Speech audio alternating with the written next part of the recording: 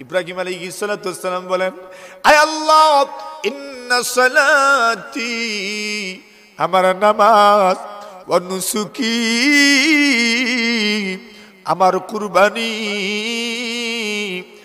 আমার কুরবানি, আমার কুরবানি, আমার হজ, আমার উমরা, আমার নেক আমল, আমার সবকিছু, ওয়া মাহইয়া ওয়া মামাতি, আমার হায়াত, আমার মউত, লিল্লাহি রাব্বিল আলামিন। আমার আমল, আমার নামাজ, আমার হজ, আমার উমরা, আমার যত আমল সবকিছু আমার আল্লাহর জন্য। আপনার আমলকে আপনি খাঁটি করেন, আপনার আমলকে আপনি দৃঢ় করেন। আপনার আমল খাঁটি হবে যখন আপনার আমলের মাধ্যমে আপনি আপনার আল্লাহকে খুশি করতে চাইবেন। ইন্না সালাতি ওয়া নুসুকি ওয়া মাহইয়া ওয়া মামাতি লিল্লাহি রাব্বিল আলামিন। সব কার জন্য? যুবক বন্ধু আমার, তুমি দুনিয়াতে পেরেশানি করো, তোমার ডিপ্রেশন আছে, তোমার টেনশন আছে, দুনিয়ার কত কিছুতেই যাও, তুমি গান শোনো টেনশন দূর করার জন্য, তুমি তোমার প্রেমিকার সঙ্গে কথা বলো টেনশন দূর করার জন্য। তোমাকে আমার রব ডাকে, আসো আসো আসো, লা তাকনাতু মির রাহমাতিল্লাহ। তুমি আল্লাহর রহমত থেকে নিরাশ হইও না, তুমি আল্লাহর রহমত থেকে নিরাশ হইও না, তুমি আমার রহমত থেকে নিরাশ হইও না। তুমি আসো আমার সামনে, আসো আমার সামনে আসো, আমি তোমার জন্য আমার দরজা খুলে রেখেছি। সুবহানাল্লাহ। কোনো অভাব নাই, এরা যে আল্লাহর জন্য করেন কোনো সন্দেহ নাই। এরপরেও এরা চিন্তায় পড়ে গেলেন, কবুল হবে কিনা জানি না, কবুল হবে কিনা জানি না। এই জন্য ঘর বানানোর পরে প্রথম নম্বর দুআই করছেন, রব্বানা তাকাব্বাল মিন্না ইন্নাকা আনতাস সামিউল আলিম। হায় আল্লাহ, আমাদের আমল কবুল করো। মসজিদ নির্মাণ করেছি আপনার জন্যই তো করেছি, আমাদের ইখলাসের অভাব নাই। হায় আল্লাহ, শুধু আপনাকে সন্তুষ্ট করার জন্যই করেছি, কিন্তু আমরা যে আমলটা করলাম যদি আপনি কবুল করেন না তবে সব বৃথা, সব বৃথা। রব্বানা তাকাব্বাল মিন্না ইন্নাকা আনতাস সামিউল আলিম। আল্লাহ কবুল করেন, আল্লাহ কবুল করে নাও। জীবনে যত আমল করেছি আল্লাহ কবুল করে নাও, আমিন বলে। আল্লাহ যদি কবুল করেন না তো কি? কিছুই নাই। ইন্নাকা আনতাস সামিউল আলিম। হায় আল্লাহ কবুল করো। কত আমল করেছি, যদি আপনি কবুল করেন না তো সব বৃথা। আল্লাহর রাসূল বলছেন সফল কে? ওয়াল মুখলিসুনা আলা খাতারিন আযীম। যারা ইখলাসের সাথে আমল করে এদেরও টেনশনের শেষ নাই, এদেরও চিন্তার শেষ নাই। আল্লাহ কবুল করবেন কিনা, আল্লাহ কবুল করবেন কিনা, আল্লাহ কবুল করবেন কিনা। তো আমি কিভাবে এত সুখে থাকি, কিভাবে আমি এত হাসি খুশি থাকি, কিভাবে আমি এত নিরাপদ বোধ করি নিজেকে, কিভাবে আমি এত নিশ্চয়তার সাথে থাকি, অথচ আমার আল্লাহ প্রতিদিন আমার উপর 5 ওয়াক্ত নামাজ ফরজ করেছেন আর আমি সেখান থেকে নিজেকে সরাই নিই। আল্লাহ বলবেন, রে বান্দা, আমি তোমাকে 20 বছর হায়াত দিয়েছি, আমি তোমাকে 25 বছর হায়াত দিয়েছি, আমি তোমাকে 30 বছর হায়াত দিয়েছি, আমি তোমাকে 35 বছর হায়াত দিয়েছি, আমি তোমাকে 40 বছরের হায়াত দিলাম, তোমাকে 45 বছরের হায়াত দিলাম, তোমাকে 40 বছরের হায়াত দিলাম, 50 বছরের হায়াত দিলাম, এইভাবে আমি তোমাকে লম্বা হায়াত দিলাম। তোমার হায়াত, তোমার জীবন তুমি কোথায় ব্যয় করেছো আমাকে জবাব দিয়ে যাও। 2 নম্বর প্রশ্ন করা হবে, ওয়ান শাবাবিহি ফিমা আবলাম। আল্লাহর নবী বলেন, এরা যুবক, তোমার যৌবনকাল তুমি কোথায় অতিবাহিত করেছো? ওই যৌবনকাল সম্পর্কে আল্লাহ পাক রব্বুল আলামিন প্রশ্ন করবেন। তোমার যৌবনকাল তোমার জীবনের সবচেয়ে সুন্দর মুহূর্ত ছিল তোমার যৌবনকাল। তোমাকে যত জীবন দিয়েছি, তোমাকে যত হায়াত দিয়েছি, তোমার 15 বছর থেকে যত বছর তুমি বেঁচেছো, 30 বছরই বাঁচো, 20 বছরই বাঁচো, 40 বছরই তুমি বাঁচো, 50 বছরই তুমি বাঁচো, 60 বছর বাঁচো আর 70 বছর বাঁচো, 80 বছর, 90 বছর আর 100 বছর তুমি হায়াত পাও। তোমার একটা যৌবনকাল ছিল, ওই যৌবনকাল তুমি কোথায় অতিবাহিত করেছ? আমরা তো যৌবনকালের শেষ দিকে মোটামুটি পৌঁছে গেছি, কেউ তো যৌবনকাল পুরাটাই অতিক্রম করে ফেলেছেন, কেউ তো যৌবনকালে সবে মাত্র পদার্পণ করছে। আল্লাহ রাসূল বলেন ওয়া আন শাবাবিহি ফিমা আবলা, এর যুবক তোমার যৌবনকাল তুমি কোথায় ব্যয় করেছ? আল্লাহর হাবিব বলে এই প্রশ্ন করা হবে, তোমার যৌবনকাল, তোমার গোল্ডেন মোমেন্ট, তোমার জীবনের সোনালী মুহূর্তটা তুমি কোথায় ব্যয় করেছ? যৌবনকাল সবারই তো আছে, তোমার যৌবনকাল তুমি কোথায় অতিবাহিত করেছ? প্রশ্নের জবাব দেওয়া লাগবে কি লাগবে না? বলেন বলেন বলেন বলেন। প্রশ্ন হবে কি হবে না? প্রশ্ন করা হবে, জবাব না দিয়ে তো যেতে পারবেন না। দুনিয়ার আদালত জবাব না দিলেও অন্যজন জবাব দিয়ে দেন, দুনিয়ার আদালত নিজে জবাব না দিলেন অন্য আপনার পক্ষের বিচারী আপনার জন্য বিষয়টা সহজ করে দেন। আপনাকে যখন প্রশ্ন করা হয়, আপনি বাস্তবেই যে কোনো অপরাধী, তখন আপনি মুখটা বন্ধ করেন, আপনি মাথা নিচের দিকে নিয়ে আসেন, আপনি কোনো উত্তর দেন না, তখন আপনার পক্ষের বিচারী আপনার পক্ষে উকালতি করেন। আচ্ছা সে তো লজ্জিত হয়ে গেছে, ছেড়ে দেন ছেড়ে দেন, আর যে কোনো একটা শাস্তি দিয়ে দেন। আপনার পক্ষ থেকে উকালতি করা হয়, আপনার পক্ষ থেকে অ্যাডভোকেসি করা হয়, আপনার পক্ষ থেকে প্রতিনিধি হইয়া কেউ তো কথা বলেন, কিন্তু আল্লাহর আদালত দুনিয়ার কোন মানুষের পক্ষে কথা বলা সম্ভব হবে না, ঠিক কিনা? মানদাল্লাযী ইয়াশফাউ ইনদাহু ইল্লা বিইযনি, আল্লাহ বলেন দুনিয়ার কোন মানুষ আল্লাহর আদালতে কথা বলতে পারবে না। আপনার যৌবনকাল আপনি কোথায় ব্যয় করেছেন আপনাকে জবাব দিতে হবে, জবাব না দিয়ে আপনি যেতে পারবেন না। আপনি স্কুলে পড়েন, মাদ্রাসায় পড়েন, উস্তাদ আপনাকে বললেন পড়া মুখস্থ করেছ কিনা, বলবেন আপনি মুখস্থ করেন নাই। অনেক ছাত্র আছে কথাই বলে না, পড়া দিবে দূরের কথা, কথাই বলে না। আচ্ছা কথা না বললেও তো বেঁচে গেলাম, 1 ঘন্টা টিউশনি, 1 ঘন্টার ক্লাস, 2 ঘন্টার ক্লাস, 3 ঘন্টার ক্লাস, আচ্ছা দিনটা গেলেই তো বেঁচে গেলাম, সবকটা দিতে পারলাম না তো কি হইল? অসুবিধা নাই, একটা বা দুইটা বেত্রাঘাত করবেন, কোন জায়গায় তোর বেত্রাঘাতই হবে না। কিন্তু আল্লাহর আদালত জবাব না দেওয়া পর্যন্ত আল্লাহর সামনে থেকে যেতে পারবেন না, ঠিক কিনা? না জবাব না দিলে হইব না দেওয়া লাগবো? দেওয়া লাগবো। কেউ উকালতিও করবেন না আপনার পক্ষ থেকে, আপনার পক্ষ থেকে কথা বলার লোক পাবেন না। আদালতে মানুষ যেতে ভয় পায় না কেন? আচ্ছা উকিল তো আছে, কে আছে? উকিল আছে, কিন্তু এখানে কোনো উকিল আছে? আল্লাহর আদালতে কি নাই? কোনো উকিল নাই। মানদাল্লাযী ইয়াশফাউ ইনদাহু ইল্লা বিইযনি, কে আছো আল্লাহর সামনে সুপারিশ করবা? কে আছো? আল্লাহ জিজ্ঞাসা করছেন আপনাকে আমাকে, তুমি আসো, দাঁড়াও, কে আছো আল্লাহর সামনে সুপারিশ করব? কে আছো আল্লাহর সামনে শাফাত করব? দাঁড়াও দেখি। সবাই কইব নফসি নফসি নফসি, প্রত্যেকে যার যার চিন্তা। সুপারিশ করার দরকার নেই, সুপারিশ করবেন ওই হিম্মতই থাকবে না, সবাই নফসি নফসি করবে। আল্লাহ বলবেন আসো না দেখি, আসো। আল্লাহ বলবেন আইনাল জাব্বারুন, আরে অহংকারীরা কোথায়? আইনাল মুতাকাব্বিরুন, অহংকারীরা কোথায়? পরাক্রমশালী যারা ছিল, যারা পৃথিবীর মধ্যে দম্ভ ভরে হাঁটতো, পৃথিবীর মধ্যে অহমিকা করতো, অহংকার করতো, তারা কোথায়? আইনাল জাব্বারুন, যাদের ক্ষমতার অহংকার ছিল, যাদের সম্পদের অহংকার ছিল, যাদের সৌন্দর্যের অহংকার ছিল, যাদের সামাজিক অবস্থানের অহংকার ছিল, যাদের ইলমের অবস্থান ছিল। আইনাল জাব্বারুন, পরাক্রমশালীরা কোথায়? আইনাল মুতাকাব্বিরুন, অহংকারীরা কোথায়? তুমি জ্ঞানের অহংকার করেছো, তুমি কণ্ঠের অহংকার করেছো, তুমি অহংকার করেছো সম্পদের অহংকার করেছো, তুমি অহংকার করেছো তোমার সৌন্দর্যের অহংকার করেছো, তুমি তোমার স্মার্টনেসের অহংকার করেছো। আল্লাহ বলবেন আসো তোমার একটু দেখি। ওই বনি আল্লাহ জিগাইবা আমরা রে, আইনাল মুতাকাব্বিরুন, কোথায় অহংকারীরা? এখন সবাই চুপ হয়ে যাবে।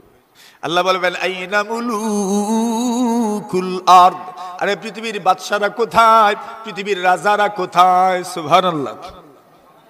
তুমি নিজেকে পৃথিবীর বাদশা মনে করেছ, রাজা মনে করেছ, তুমি পৃথিবীর বাদশা ছিলাম, রাজা ছিলাম, তুমি বড় শাসক ছিলাম। আল্লাহ পরওয়ারদিগার আলম বলবেন আইনা মুলুকুল আরদ, কে আছো রে? তুমি পৃথিবীর বাদশা ছিলাম, তুমি পৃথিবীর রাজা ছিলাম, আমি তোমাকে ডাকছি, আসো দেখি তুমি রাজা, মুখটা দেখাও। সুবহানাল্লাহ, মুখ দেখাও আমারে। আল্লাহ জিগে, কেউ তো মারত না কিচ্ছু। আল্লাহ জিগে আজকে বাদশা কে রে? লিমানিল মুলকুল ইয়াউম, আল্লাহ বলবেন আজকের বাদশাহী কার, আজকের রাজত্ব কার? সবাই জবাব দিবে লিল্লাহিল ওয়াহিদিল কাহ্হার। সবার মুখ থেকে জবাব আসবে আল্লাহ, আজকের বাদশাহী একমাত্র আপনি আল্লাহর। সুবহানাল্লাহ। বাদশাহী কার? বলেন বলেন। আল্লাহ। যারা দুনিয়াতে অহংকার করছে, আল্লাহ বুঝিয়ে রে ফিফড়ার আকৃতি দিয়া কিয়ামতের ময়দানে ছেড়ে দিবেন। নাউজুবিল্লাহ। বলেন কিসের আকৃতি? ফিকড়া চিনুননি? পিঁপড়া, পিঁপড়ার আকৃতি দিয়ে আল্লাহ ছেড়ে দিবেন কিয়ামতের ময়দানে। হাঁটবেন, এখন ফিফড়া যে রাস্তা দিয়ে হাঁটে, মানুষে খেয়াল করেনি ফিফড়া আসেনি ফায়ার নিচে, কিচ্ছুই খেয়াল করে না, একবারে উড়িয়া ফাড়িয়া শেষ। ঠিক এমনি ভাবে কিয়ামতের দিন যারা অহংকারী, এরা পিঁপড়ার আকৃতিতে আসবে, আর আল্লাহর বান্দারা এদেরকে উড়বে, এদের পা এদের উপর দিয়া পা দিয়ে যাবে, জুতা দিয়ে উড়ে উড়ে এদেরকে আল্লাহর জমিনে পিষ্ট করে ফেলবে। এমন হবে অহংকারীদের পরিণতি। নাউজুবিল্লাহ। বলেন দুনিয়াতে আল্লাহ অহংকারীদের পরিণতি দেখিয়েছেন, আল্লাহ তাআলা অহংকারীদের পরিণতি দেখিয়েছেন। মুসা আলাইহিস সালাতু ওয়াস সালামের জামানা কারণ অহংকার করেছিল, কারণ অহংকার করছে, তার অহংকার ছিল সম্পদের। কিসের? মাতুন না, কিসের অহংকার? কারণ সম্পদ আসিলনি, হ্যাঁ সম্পদ ছিল। বলছেন সম্পদ গোপন করে রাখে, সংরক্ষণ করে রাখে যেসব আলমারির ভিতরে, ওই আলমারি গুলো সুবহানাল্লাহ তালা যে দিত, তার চাবি বহন করত বড় বড় উট। শুধু চাবি, আমরার কি তাই আছে, এক চাবির জুট না, পুরা গরর সামানার চাবি থাকে। চাবির এক লকেটও পুরা সব চাবি আটে। আর কারুনের সম্পদ যেখানে রক্ষিত, ওই রক্ষিত সম্পদের তালার চাবি বহন করার জন্য বড় বড় উট ছিল। আর উট বুঝনি, তাই ছোট ছোট টাকের মতো, এত সম্পদ। কিন্তু ওই কারণকে আল্লাহ ধ্বংস করে দিয়েছে। ফাখাসাফনা বিহি ওয়া বিদারিহিল আরদ, আল্লাহ বলে কারণকে এবং কারণের সম্পদ সহ আমি মাটির নিচে দশায় দিয়েছি। সুবহানাল্লাহ। আরেকজন ছিল অহংকারী, ক্ষমতার অহংকার, নাম হইল কি? ফেরাউন। কি নাম? মরছেনি? কই মরছে? হ্যাঁ, দরিয়ার নিচে পানিতে ডুবে পেট মুখের ভিতরে আল্লাহ ঢুকাইয়া দিয়েছেন, মারা গেছে। অহংকার যারা করে এদের ধ্বংস আসেনি? জোরে কোন ধ্বংস আছে। এই জন্য কোনো অহংকার চলবে না। আল্লাহ বলবেন, আপনাকে প্রশ্ন করবেন কি খবর সবর, যৌবনকাল কোথায় ব্যয় করেছো? যৌবনকালে তো অ্যাটিটিউড ছিল, অহংকার ছিল, অহংকার ছিল, শক্তি আছে শরীরে, অহংকার আছে। আল্লাহ বলবেন যৌবনকাল কোথায় ব্যয় করেছো? মিয়া সাহেব, ওয়ান শাবাবিহি ফিমা আবলা, আপনাকে প্রশ্ন করা হবে যুবক, যৌবনকাল তুমি কোথায় ব্যয় করেছ? যৌবনকাল তুমি কোথায় ব্যয় করেছ? তোমার জীবনের সবচেয়ে সুন্দর মুহূর্তের নাম যৌবনকাল। যৌবনকাল এমন এক মেহমানের নাম, কখন যেন আসে কখন যেন চলে যায়, কেউ টের পায় না। যখন চলে যায় তখন একটু একটু টের পায়। পা যখন আগের মতো কাজ করে না, হাত যখন আগের মতো কাজ করে না, চোখ যখন আগের মতো কাজ করে না, কান যখন আগের মতো কাজ করে না, নাক যখন আগের মতো কাজ করে না, ব্রেন যখন আগের মতো কাজ করে না, স্মরণ শক্তি যখন আগের মতো কাজ করে না, তখন একটু একটু টের পায়। আমি মনে হয় বার্ধক্যের দিকে অগ্রসর হচ্ছে, ঠিক কিনা? তখন মনে হয় যখন একটার পর আরেকটা রোগ শরীরে বাসা বাঁধে, একটার পর আরেকটা রোগ, একদিন ঔষধ খাইলে পরের দিন আবার খাইতে হয়, পরের দিন আবার। কিছু ঔষধ তো আছে চলবে চলবে চলবে চলবে চলবে, কথা কইন ঠিক না ঠিক? এখন চলবে ঔষধ এসে গেলে কি বুঝা গেছে? জোয়ানি রইছি আর না শেষ? শেষ। এখন একজন ডাক্তার দেখাইলে হয় না, একজন তো দুইজন তিনজন ডাক্তার দেখাইতে হয়, একদিনে দুইজন, একদিনে দুইজন, একটা রোগের পরে আর একটা রোগ, একটা রোগের পরে আর একটা রোগ, একটার ঔষধ খাইতে খাইতে না আর একটা ঔষধ খাওয়া লাগে। কত রোগ আছে, কত রোগ আছে, কত প্রেসক্রিপশনের ঔষধ আমাকে খেতে হয়। এমন মানুষ দুনিয়াতে কম নেই, অনেক। কত প্রেসক্রিপশনের ঔষধ। কি বুঝা গেল? যৌবন রইছে না যার কি মাথুন না। আগের মতো চৌকে শক্তি নাই, দৃষ্টি শক্তি আগের মতো নাই, অনেক কিছু স্মরণ করলেও স্মরণ থাকে না। আগে যেই পরিমাণ মানুষ মন মানসিকতা শক্তি ছিল, ওই রকম মন মানসিকতা এখন নাই। আগে যেটা করার সাহস পাইতাম, ওইটা করার এখন সাহস নাই। আছে না? কত কাজ এমন আছে আগে করার সাহস ছিল, এখন চিন্তা করা লাগে 5 বার, করতে পারমুনি না। আগে খান যাইসা যাইতা, যত বড় হোক হেওয়াত খান্দ লইলতা, খেনে শক্তি আছিল। এখন যাওয়ার আগে 3 বার চিন্তা করা লাগে, রোজ যারতাম পারমুনি, হেওয়াত দিস্তাম পারমুনি, ঠিক না বে ঠিক? আইনি চিন্তা। আর আগে কিতা আছিল? কোনো চিন্তা নাই, যত বড় খান যাওক একবারে গোলাইমা খান জইলেও অথুন না। হিসা গেছে নি না? কিছু ফারু উবাই উবাইয়া আর কিছু লামিয়া। এখন চিন্তা করা লাগে নি না? এখন চিন্তা করা লাগে। যাইতাম যে হেওয়াত লইয়া যে যাইতাম, এখন ফার্মুনি হিসিয়া আইতাম বাড়ি পর্যন্ত। সুবহানাল্লাহ। কেন? যৌবন কাল তো আর নাই। তখন মনে হয়, তখন মনে হয় আরে যৌবন কালটা যদি আবার ফিরে আসতো, ঠিক কিনা? মনে হয়নি? জোয়ানিটা যদি আরবার আইতো, আইব নি? তসবিহ সুই ফড়াই আনা যাইব নি? কত মতো কতখান করাইয়া আমরা যদি আনিয়া দোয়া করাইয়া বাতুন না হইব নি? সূরা ফাতিহা ফড়াইমু আর কুল হুয়াল্লাহ 3 বার 4 বার করে ফড়াইমু আর হুজুরগুলারে 1000 করে হাত দিয়া দিমু, আনে বড় তসবিহ ফড়াইলিমু। আইব নি জোয়ানি? গেছে তো। আর জীবনে মাতুন না, আর জীবনে ফিরে আইছে না। এলে যৌবনকাল মানুষের অমূল্য সম্পদ। আলী রাদিয়াল্লাহু তাআলা ফরমাইন, বাকাইতু আলা শাবাবিন কাদ তাওয়াল্লা ফায়া লাইতা শাবাব লানা ইয়াউদু ফালাউ কানা শাবাবু ইউবাউ বাইআ لأعطيت المبايع ما يريد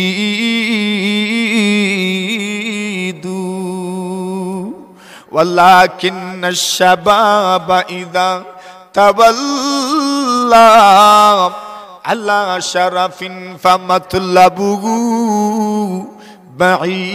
بعيد فمن لم يترك وقتا لوقت وفاز بلذة فهو السعيد আলী রাদিয়াল্লাহু তাআলা ফরমান, বাকাইতু আলা শাবাবিন কাদ তাওয়াল্লা, আমি এমন যৌবনকালের জন্য কাঁদি যে যৌবনকাল আমার থেকে চলে গেছে। কত মানুষের যৌবনকাল চলে গেছে। আমার এখন মনে হয় আগের মতো শক্তি পাই না, আগের মতো হিম্মত পাই না, আগের মতো মন মানসিকতা স্ট্রং নয়। আগে যেই কাজ সহজে করতে পারতাম ওই কাজটা এখন করতে পারি না। আগে কঠিন কঠিন কাজও করেছি, এখন করতে পারি না।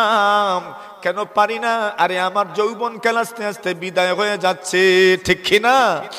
বুঝেননি? এখন তো যৌবনের তাড়ায় বুঝিয়ান না কিচ্ছু। যৌবনকাল একবার যাইব নি, গেলে আর ফিরিয়ে আইব নি। কত রাস্তাত উবাইয়া কাটাইছি ওয়াজর জীবন, এখন আর হিম্মতে দেয় না। কেনে? যৌবনকাল যার কি। মশার খামর খাইছি, গাড়ি নাই, যাতায়াতের ব্যবস্থা নাই। উবাইয়া ফজর হইতো অপেক্ষা, খালি দাঁড়াই অপেক্ষা। এনার হিম্মত নাই, এখন আঠিও মানে না, ভাইও মানে না। তো আমরাও তো বুড়ো জিয়ান না মাথুন না। বুড়ামি বুঝুননি। বুড়ামির অর্থ হইল আগের মতো হিম্মত নাই, আগের মতো সাহসে কুলায় না। আগে অনেক কিছু সাহস করা যাইতো, এখন সাহসে মানে না। এর মানে কিতা? বাটি দরিলছে না তুই না, বাটি দরিলছে তো, বাটি দরিলছে। অর্ধেক ফুরার মানে হইল বাটি দরিলাওয়া কিতা ওরা, অর্ধেক ফুরাবার মানে কিতা? বাটি দরিলাওয়া। ও বাটি দরিলার 40 সুই সুই আর রইল কিতা? বাটি দরিলান না নি ও কইরা ও যৌবন কালার ফিরিয়ে আইব নি আগরিতা। বাকাইতু আলা শাবাবিন কাদ তাওয়াল্লা ফায়া লাইতা শাবাব লানা ইয়াউদু। আলী রাদিয়াল্লাহু তাআলা ফরমাইন, যদি যৌবন কালখান ফিরিয়ে আইতো, যদি যৌবন কালখান ফিরিয়ে আইতো, আইব নি আর? কইরা যদি যৌবন কাল খালি কেউ ব্যস্ত রে বা কিতা করতো? কোন দোকানে যদি যৌবন কাল বিক্রি হইতো, মুন্সি বাজার যদি যৌবন কাল বিক্রি হইতো, তাহলে দুনিয়াতে যা উপার্জন করছিলাম সব দিয়ে হইলেও যৌবন কাল ফিরাই আনলাম, মনে ঠিক কিনা? ওখান তা কিনার আগে কিতা কিনলাই না গিয়া যৌবন কাল, খালি অর্ডার দিলা না অনলাইন, বলে আমারে এখন যৌবন কাল ফিরাইয়া দিও, মাথুন না।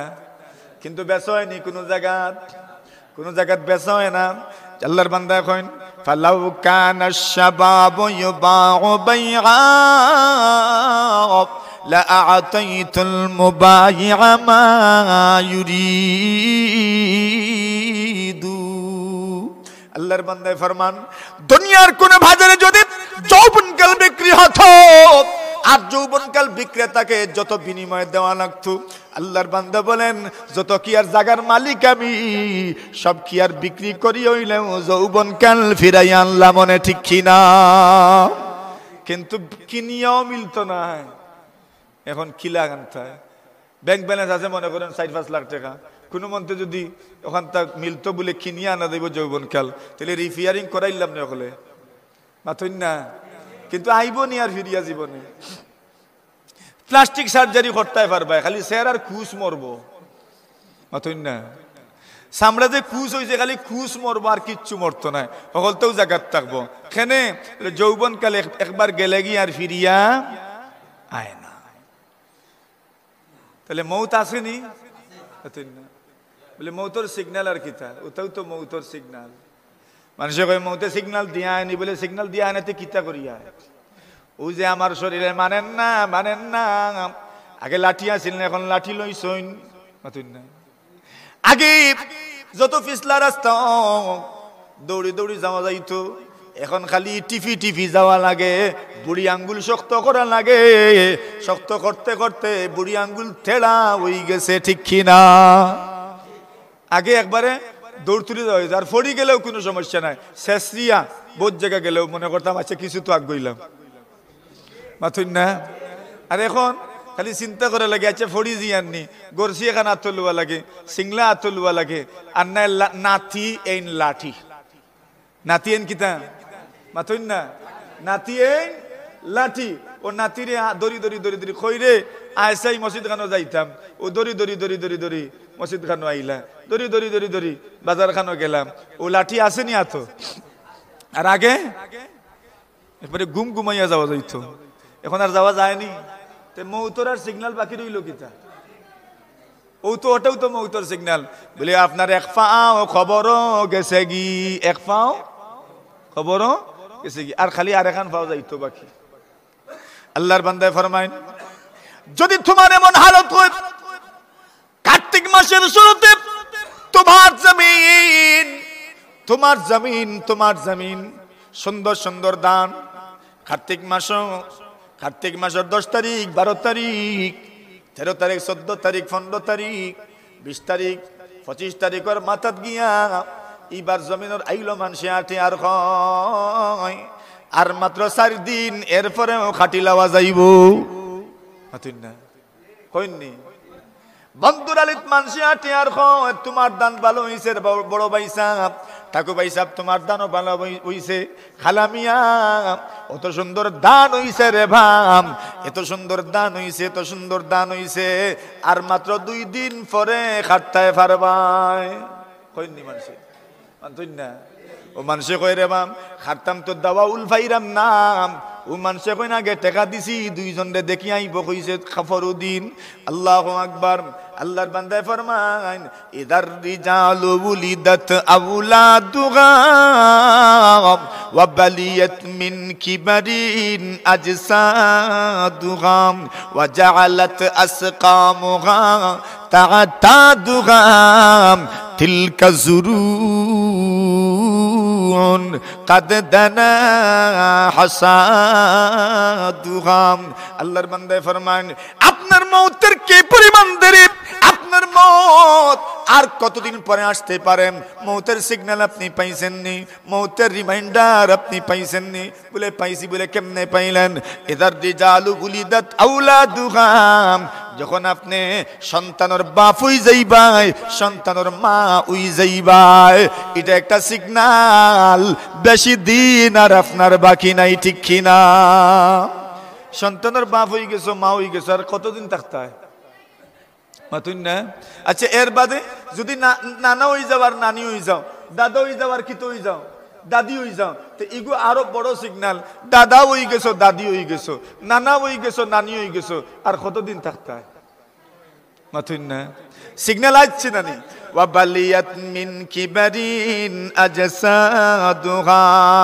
বার্ধক্য জনিত কারণে এইবার শরীরও শক্তি নাই গোশত শক্তি নাই হাড্ডি তো শক্তি নাই আরে আগর মতো কাম করে না মুখে আগর মতো কাম করে না টুটেও আগর মতো কাম করে না ঠিক না বে ঠিক এখন টুটে লড়েনি না না আগে মারতাম কি সুন্দর সুন্দর মাত মাতিতাম এখন যে মনে করেন আমি ওয়াজ করিয়া মাশাআল্লাহ আমার কত সুন্দর হইয়া বাইরর একটা সময় আইব ঠুটে লড়বো দাঁতও থাকতো না ঠিক মতো কথাও ঠিক মতো বার হইতো না ঠুটে খাববো গালে খাববো মুখে খাববো ইলো হয়নি না আগে ভাত খাইতাম এখন তো ভাত তুলতাম পারি একটা সময় এমন আইব ভাতর খামো তুলতে গেলে 3 বার খাববো অথিন না খাবে না নি তো সিগন্যাল আর কিতা দিতে আল্লাহ আতেও কাফের ফাওয়েও কাফের টুটেও কাফের বিড়ি খাইতা আগে মাশাআল্লাহ ঠুট দোকান একবারে আটাইয়া টান দিতে পারতা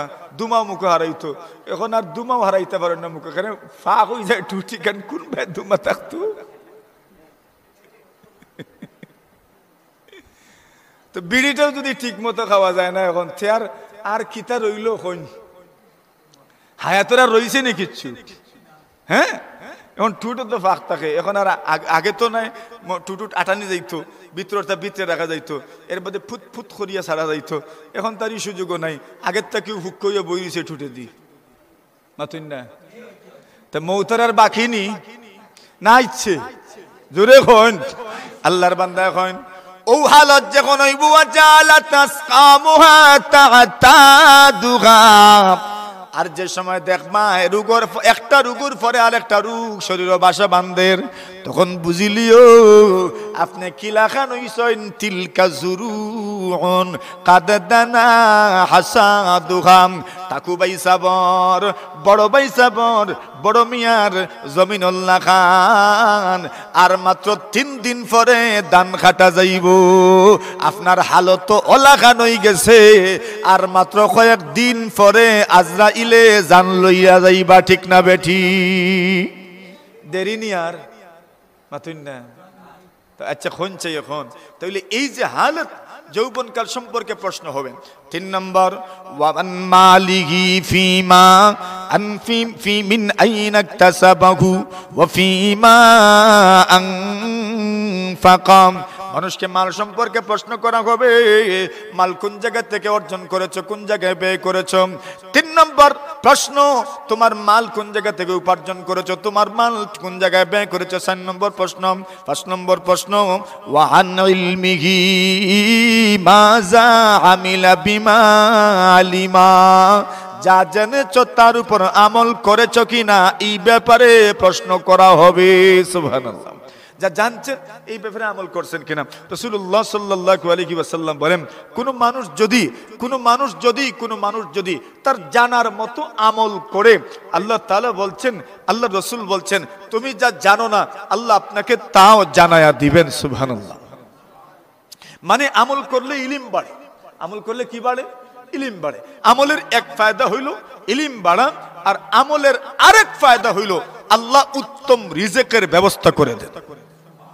কি আমলের এক ফায়দা হইল ইলম বাড়া, আর আরেক ফায়দা হইল বলেন উত্তম রিজেকের ব্যবস্থা হইব। আল্লাহ বলেন মান আমিলা সালিহাম মিন যাকারিন ওয়া আও উনসা ওয়া হুয়া মুমিন ফালানুহইয়ান্নাহু হায়াতান তাইয়্যিবা।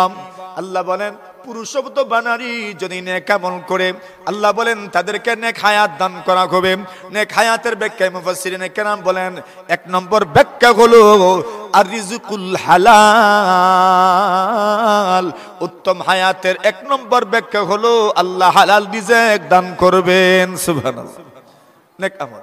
আচ্ছা এখন দেখেন তো আমরা বলছিলাম আমাদের আলোচনা ছিল আরেক জায়গায়। আল্লাহ রাসূল বলছেন সবাই ধ্বংসের মধ্যে, আলেমরাও ধ্বংসের মধ্যে, তবে কারা? ইল্লাল আমিলুন, যারা আমল করেন। যারা কি করেন? আমল করেন। বলছেন আমলকারীও ধ্বংসের মধ্যে। ওয়াল আমিলুনা কুল্লুহুম হালিকুন ইল্লাল মুখলিসুন। আল্লাহর নবী বলেন যারা আমল করে এরাও ধ্বংস হয়ে যাবে, এরাও ধ্বংস হয়ে যাবে, তবে কারা? ইল্লাল মুখলিসুন, যারা ইখলাসের সাথে আমল করে তারা ধ্বংস হবে না। সুবহানাল্লাহ। যারা ইখলাসের সাথে আমল করে এরা কি হবে না? ধ্বংস হবে না। যাদের মধ্যে ইখলাস আছে, আর ইখলাস যদি থাকে আল্লাহ রাসূল বলছেন আখলিস দীনাক ইয়াকফিকাল আমালুল কালিল।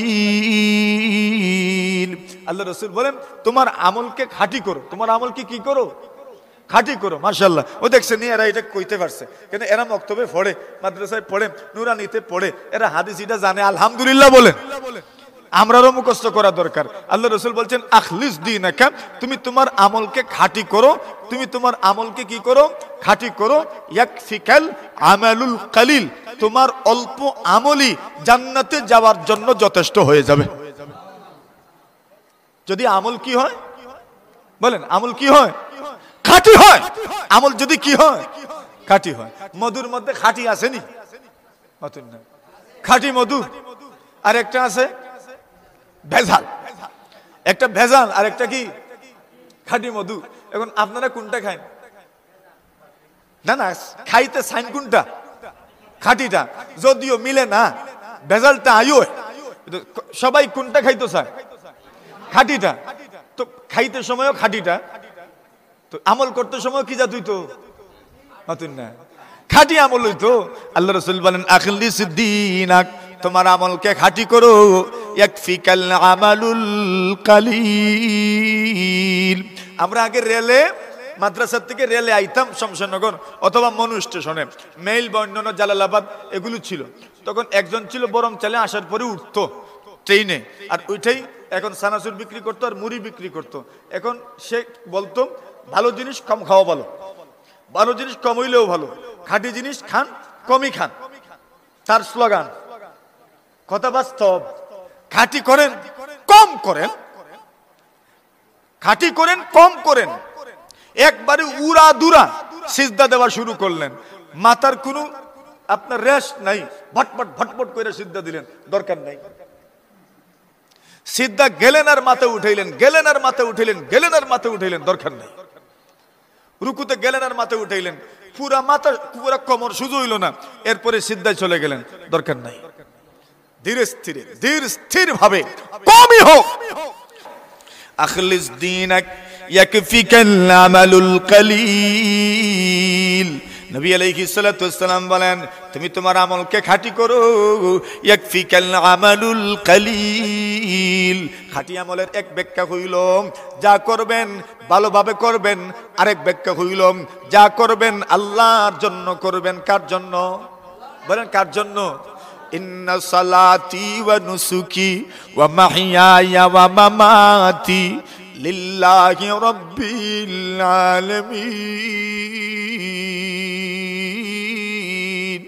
ইব্রাহিম আলাইহিস সালাতু ওয়াসসালাম বলেন আয় আল্লাহ ইন্না সালাতি, আমার নামাজ, ওয়া নুসুকি, আমার কুরবানি, আমার কুরবানি, আমার কুরবানি, আমার হজ, আমার উমরা, আমার নেক নেক আমল, আমার সবকিছু, ওয়া মাহইয়া ওয়া মামাতি, আমার হায়াত, আমার মউত লিল্লাহি রাব্বিল আলামিন। আমার আমল, আমার নামাজ, আমার হজ, আমার উমরা, আমার যত আমল সবকিছু আমার আল্লাহর জন্য। আপনার আমলকে আপনি খাঁটি করেন, আপনার আমলকে আপনি দৃঢ় করেন। আপনার আমল খাঁটি হবে যখন আপনার আমলের মাধ্যমে আপনি আপনার আল্লাহকে খুশি করতে চাইবেন। ইন্না সালাতি ওয়া নুসুকি ওয়া মাহইয়ায়া ওয়া মামাতি লিল্লাহি রাব্বিল আলামিন। সব কার জন্য বলেন? কার জন্য? আল্লাহর জন্য। ইব্রাহিম আলাইহিস সালাতু ওয়াস সালাম শিখাইলেন আমল করবেন কেমনে। বলে আমার সবটাই আমার কার জন্য? আমার নামাজ কার জন্য? আমি নামাজে আসবো। এই যুবক বন্ধু আমার, তুমি দুনিয়াতে পেরেশানি করো, তোমার ডিপ্রেশন আছে, তোমার টেনশন আছে, দুনিয়ার কত কিছুতেই যাও, তুমি গান শোনো টেনশন দূর করার জন্য, তুমি তোমার প্রেমিকার সঙ্গে কথা বলো টেনশন দূর করার জন্য। তোমাকে আমার রব ডাকে, আসো আসো আসো। লা তাকনাতু মির রাহমাতিল্লাহ, তুমি আল্লাহর রহমত থেকে নিরাশ হইও না, তুমি আল্লাহর রহমত থেকে নিরাশ হইও না, তুমি আমার রহমত থেকে নিরাশ হইও না। তুমি আসো আমার সামনে, আসো আমার সামনে আসো, আমি তোমার জন্য আমার দরজা খুলে রেখেছি। সুবহানাল্লাহ। খুলানি দরজা মাতুন না, আল্লাহর ঘরের দরজা খোলানি, আল্লাহর কাছে যাওয়ার দরজা খোলানি, সবটাই তো খোলা। আল্লাহ বলেন তুমি আমার কাছে আসো, আমার রহমত থেকে তুমি নিরাশ হইও না। কিন্তু আমি নিরাশ হয়ে যাই। আল্লাহ বলছেন কেন নিরাশ হইব? আমি আছি তো, তোমার সবটা আমার জন্য, তো তোমার টেনশন কি? তোমার টেনশন নাই, আমি তোমার জন্য হয়ে যাব। সুবহানাল্লাহ। তোমার সব আমল আমার জন্য, আমি কার জন্য? তোমার জন্য। তোমার সব আমল যদি আমার জন্য হয়, আমি আল্লাহ তোমার জন্য হয়ে যাব। বুঝায়নি? আমল খাল লাগিত মাথন জোরে কোন খাল লাগিত। আমার পেরেশানি আছে, আমার টেনশন আছে, আমার ডিপ্রেশন আছে, আমার সবকিছু দূর করবেন কে?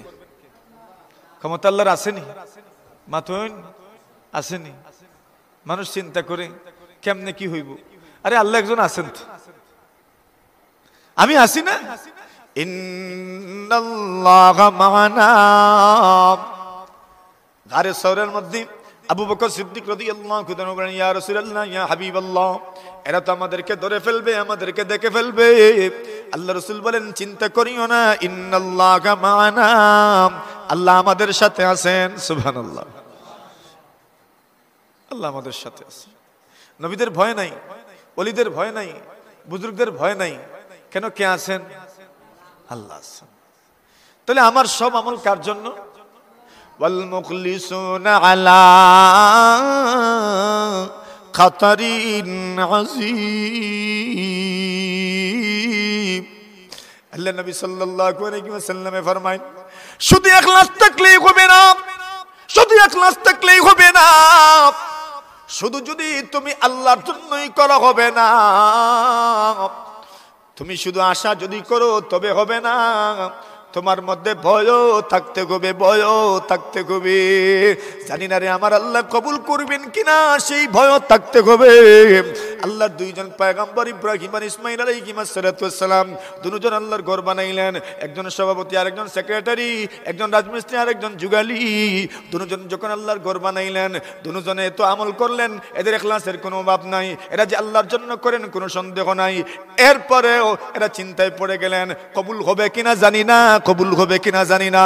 এই জন্য ঘর বানানোর পরে প্রথম নম্বর দুআই করছেন, রব্বানা তাকাব্বাল মিন্না ইন্নাকা আনতাস সামিউল আলিম।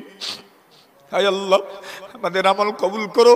মসজিদ নির্মাণ করেছি আপনার জন্যই তো করেছি, আমাদের ইখলাসের অভাব নাই। হায় আল্লাহ, শুধু আপনাকে সন্তুষ্ট করার জন্যই করেছি।